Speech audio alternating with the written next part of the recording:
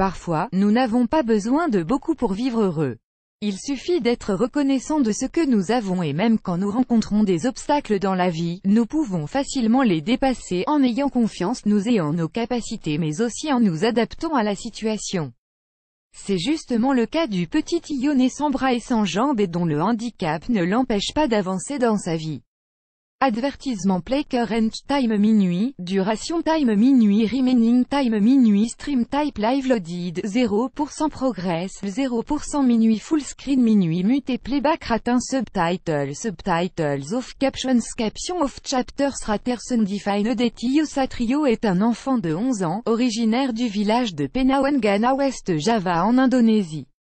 Né sans membres, sans bras et sans jambes, ce petit croque pourtant la vie à pleines dents et ne laisse en aucun cas son handicap être un obstacle à son bonheur et son progrès. L'histoire d'un enfant plein d'espoir. Pendant sa grossesse, la maman de Tio, Mimi, n'était pas consciente de l'état de santé de son bébé. Et même quand elle a accouché, on ne lui a pas expliqué directement que son enfant était né avec un handicap.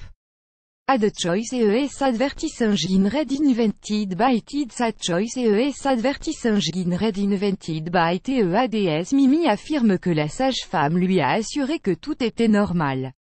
Que l'accouchement s'est bien déroulé et que son bébé était en bonne santé et n'avait aucun problème. Ayant accouché pendant la nuit, la sage-femme l'a donc rassurée et ce n'est que le lendemain qu'elle lui a expliqué la situation de son enfant. Mimi était choquée d'entendre que son bébé avait un tel handicap et ne savait pas comment réagir sur le moment. Elle était surprise de savoir que son dernier bébé n'était pas vraiment comme ses autres enfants. Mais elle s'est vite adaptée à la situation et l'a acceptée, chose qui a joué un grand rôle dans le développement de la personnalité de Tio. Ad choice ES advertising red invented by TED Sad choice ES advertising red invented by TEADS plus grand que les parents de Tio, Mimi et son mari Wawan, s'occupent du petit à temps plein. Le couple a aussi 4 autres enfants, mais ils ne vivent pas dans le même village et ne peuvent donc pas aider à prendre soin de Tio. Tio est certes capable de réaliser quelques tâches tout seul, mais il a toujours besoin de ses parents pour en faire d'autres. Ils doivent par exemple l'habiller, le nourrir et le laver. Ad choice ES advertising red invented by TED Sad choice ES advertising red invented by TEADS La famille recevait un financement de l'État mais depuis plus d'1 an, les parents affirment ne plus recevoir d'aide. Le père de Tio explique qu'il est difficile pour eux de travailler, alors qu'ils doivent prendre soin de l'enfant à longueur de journée. L'école de Tio essaie tant bien que mal d'aider la famille et s'occupe du transport du petit. Chaque matin, une institutrice passe prendre Tio en moto. Malgré son handicap, Tio arrive toutefois à effectuer plusieurs tâches. Il a appris à écrire en tenant le stylo dans sa bouche et est au même niveau que ses camarades.